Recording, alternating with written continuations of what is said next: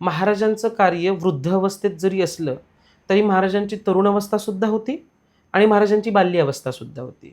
मग त्या बाल अवस्थेचं नाव किंवा लहान अवस्थेचं नाव श्रीपाद श्रीवल्लभ असं होतं. महाराजांच्या तरुण अवस्थेचं नाव नृसिंह सरस्वती नामक होतं.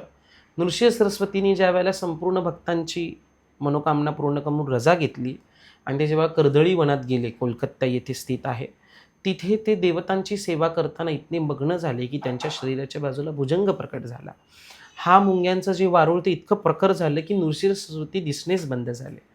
बऱ्याच वर्षांचा काळ गेल्यानंतर एक लाकूड तोड्या त्या ठिकाणी आला आणि तिथे त्या ज्या वारूळ होतं त्याच्या पाठी झाड होतं आणि ते सुकलेलं होतं. लाकूड तोडा म्हटलं, हे झाड जर तोडलं तर आज मला खूप छान लाकूड मिळेल आणि तो ते करायला लागला. चुकून काय झालं, ती जी लाकूड तोड्याची कुऱ्हाड होती ती जाऊन त्या वाळूळावर पडली आणि त्या भुजंगातून प्रकट झाले श्री स्वामी समर्थ. त्याच्या आधी महाराज बऱ्याच ठिकाणी फिरून आले. मग आत्ताचा चीन असेल, भूटान असेल, म्यानमार असेल, अफगाणिस्तान असेल, कझाकिस्तान असेल, पाकिस्तान असेल, मग भारतात पुन्हा येऊन हरिद्वार असेल, काशी असेल, ऋषिकेश असेल, मग त्र्यंबकेश्वर गोदावरी घाट असेल, तिथून मंगळवेढा तालुका असेल, नंतर महाराजांची लीला अक्कलकोटमध्ये सुरू झाली.